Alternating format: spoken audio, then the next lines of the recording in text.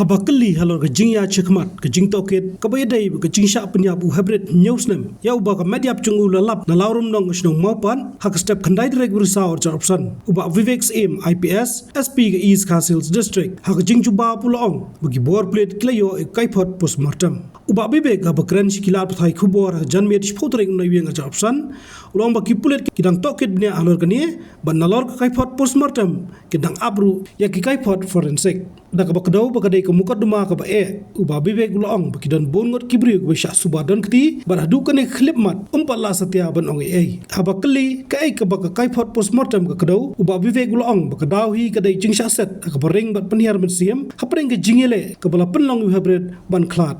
Yes, for the case, the investigation is still on. It is a very complex case. Lots of persons of interest are there.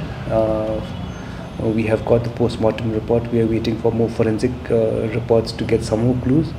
At this juncture, I will not be able to say anything because there are a lot of persons of interest, and SIT is still on its way to investigate and identify who is involved in the murder of that child. In the post-mortem reports, does it state that the child was sexually assaulted or like that? No, the child actually died of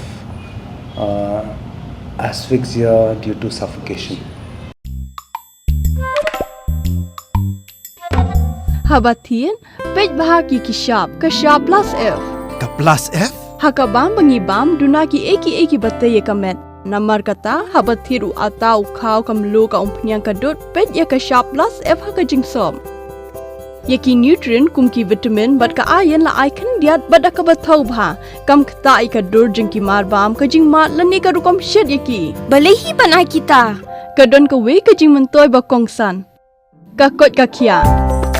Ka nutrition bakam bha ka jing im bakam bha pendon kam daki mar ba modon ka sharp plus F menta kasni Lawan Ra Shapi Lingba ko office jong Commissionerate of Food Safety Meghalaya